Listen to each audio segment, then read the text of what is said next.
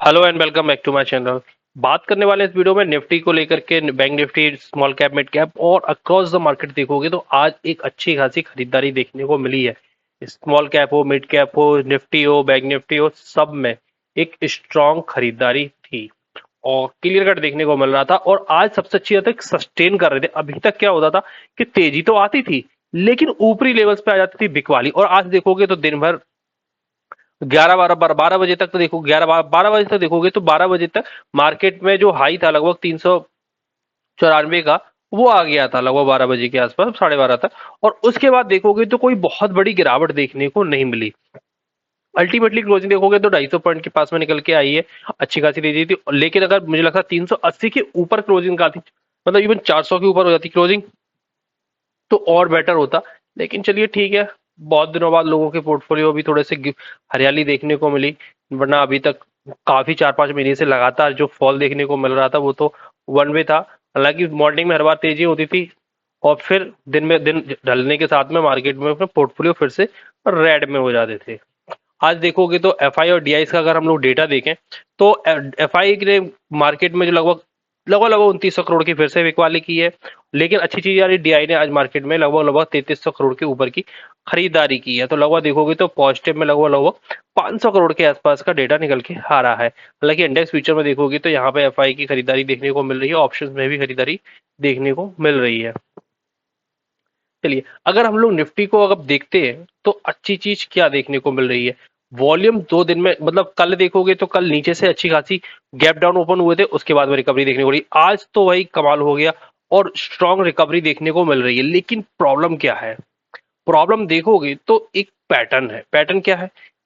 अगर ये क्लोजिंग ऊपरी साइड पे निकल के आती है, मतलब एक बार अगर 500, मतलब 600 के ऊपर निकल जाए, मतलब 22,600 के ऊपर निकल जाते, तब तो ठीक है। अदरवाइज देखोगे तो हम लोगों का जो टारगेट था 21,800 का, अभी तक वो तो नहीं आया है। अगर एक बार वो आ जाता है तो थोड़ी सी और कंफर्मेशन मिलेगी। फिर यहाँ पर एक हो सकता है कि डब्लू पैटर्न के साथ में ब्रेकआउट आए, या फिर हो सकता है कि कल हम लोगों को फिर से एक गिरावट देखने को मिले। कुछ भी हो सकता है, अभी मार्केट पूरी तरीके से अनसर्टेन है। एक दिन की तेजी से कुछ नहीं होता है। जब तक एक कंफर्मेशन कैंडल देखने को नहीं मिल जाएगी तब तक कहना बड़ा ही कठिन होगा। और अगर अभी देखोगे तो अभी वीकली क्लोजिंग होने में भी अभी थोड़ा सा हम लोगों को टाइम देखने को मिल ही रहा है। तो आज निफ्टी में डेफिनेटली अच्छी खासी खरीदारी थी। वहीं अगर बैंक निफ्टी देखोगे तो बैंक निफ्टी का भी चार्ट देख लेते हैं। बैंक निफ्टी में क्या देखने को मिल रहा है? बैंक निफ्टी ने, हालांकि कल हम लोगों ने देखा था कि सपोर्ट से एक अच्छा खासा बाउंस देखने को मिला था। यहाँ पर ये देखोगे बाउंस था। और लेकिन लेकिन वेट वेट वेट वेट, यहां पर देखोगे तो कल बनाई थी बैंक निफ्टी ने आईवी, और आज देखोगे तो आईवी का ब्रेकआउट देखने को नहीं आया। ब्रेकआउट नहीं आया है तो एक बार अगर इसके ऊपर निकल जाता है तो हम लोग को फिर एक थोड़ी सी कंफर्मेशन देखने को मिलेगी। अब देखिए, निफ्टी में अच्छी रिकवरी थी और ऊपरी लेवल से सस्टेन भी कर रहा था, लेकिन यहां पर देखोगे तो क्लोजिंग निकल के नहीं आई।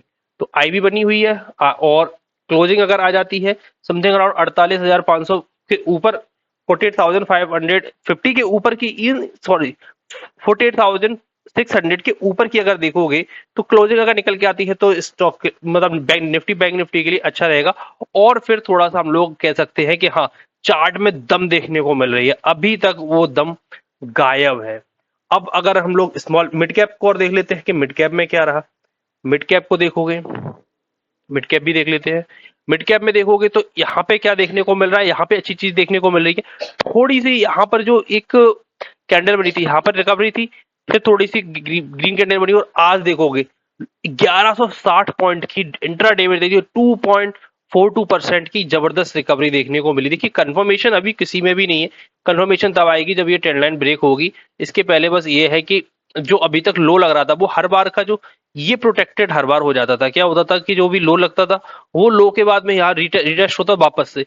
पहली बार बहुत लंबे समय बाद है कि यहाँ पर एक स्ट्रॉन्ग तेजी, अगर अब इसका फॉलो अप भी देखने को मिलता है तो थोड़ा सा और मार्केट में दम आएगी। और अल्टीमेटली जब तक जो प्रीवियस हाई है, जो कि 51,435 के पास में है, जब तक इसके ऊपर क्लोजिंग निकल के नहीं आती है तब तक मिड कैप भी अभी सिर्फ ये इंटरडे की तेजी ही के रूप में ही देख सकते हैं।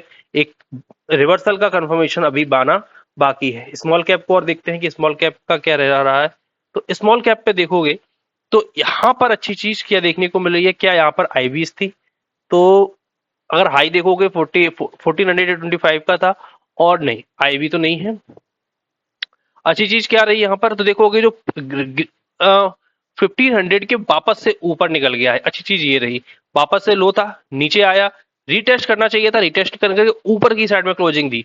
अब देखना होगा कि क्या वापस से 1500 सस्टेन करता है या नहीं करता है। अगर सस्टेन कर गया तो फिर अगर एक बार फिर 1600 के ऊपर, 16,000 के ऊपर अगर स्मॉल कैप निकल गया, फिर तो भाई गजब की तेजी, फिर वापस से स्मॉल स्मॉल कैप में एक रिवर्सल देखने को मिल जाएगा।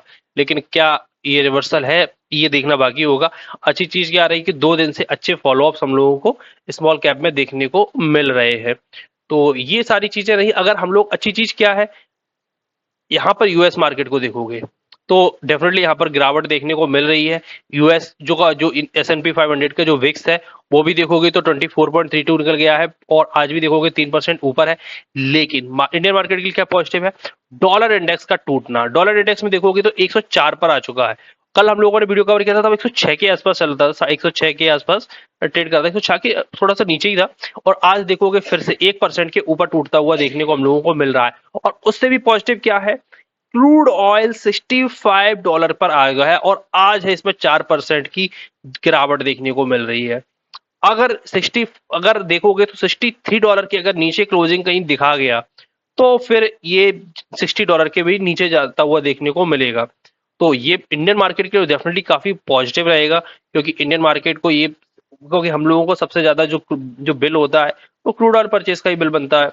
तो यहाँ पर हम लोगों को थोड़े से कम डॉलर खर्च करने पड़ेंगे, और ये डॉलर इंडेक्स भी टूटेगा तो हम लोगों का इंडियन रुपीज में थोड़ी सी स्ट्रेंथ देखने को हम लोगों को मिलेगी, जो कि काफी पॉजिटिव रहने वाली है। तो डॉलर इंडेक्स का टूटना काफी पॉजिटिव है। और क्रूड ऑयल का भी देखोगे, अगर क्रूड ऑयल का हम लोग थोड़ा सा चार्ट देखते हैं, क्रूड ऑयल का हम थोड़ा सा चार्ट निकाल लेते हैं क्रूड ऑयल में कि क्या रह रहा है क्रूड ऑयल का।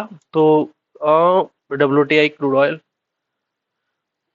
ये देखिए, ओ वाओ, यहाँ पर एक ब्रेकडाउन देखने को मिल रहा है, थोड़ा सा ये फ्यूचर का देखने को मिल रहा है। थोड़ा सा हम लोग थोड़ा सा, तो उतना पूरा चार्ट नहीं आता है इसमें। क्रूड ऑयल, WTI, हाँ ये ठीक है, ये, ओ वाओ, थोड़ा सा और क्लोजिंग अगर थोड़ी सी सस्टेन कर जाए, नीचे 65 के नीचे और निकल जाए, तो फिर हम लोग कह सकते हैं कि हाँ, एक ब्रेकडाउन कंफर्मेशन देखने को मिल रही है क्रूड ऑयल में। और अगर ये नीचे जाता है ना, तो फिर मुझे लग रहा है कि $56 के आसपास भी जाता हुआ देखने को मिलेगा क्रूड ऑयल, अगर थोड़ी सी क्लोजिंग वगैरह नीचे देखने को और मिल जाती है और सस्टेन करती है इस ट्रेंड लाइन के नीचे। अभी तक देखोगे तो ट्रेंड लाइन इंटैक्ट है, अगर इसके नीचे की क्लोजिंग आ जाती है तो फिर अदरवाइज वापस से यहाँ से एक रिवर्सल भी देखने को मिल सकता है। लेकिन अच्छी चीज देखने को मिल रही है कि क्रूड ऑयल ब्रेक कर रहा है, और ये काफी अच्छी चीज है फॉर द इंडियन मार्केट के लिए, काफी अच्छी चीज है। तो आने वाले टाइम में हो सकता है कि मार्केट में थोड़ा अच्छे से फायरवर्क्स हम लोगों को देखने को मिले। ओवरऑल मार्केट का मोमेंटम अभी तो निगेटिव में ही है। जब तक कोई कंफर्मेशन नहीं आ जाती है तब तक कुछ भी कहना जल्दबाजी देखने को मिलेगी। आप लोगों के क्या व्यूज है, कमेंट बॉक्स में जरूर बताइएगा। धन्यवाद।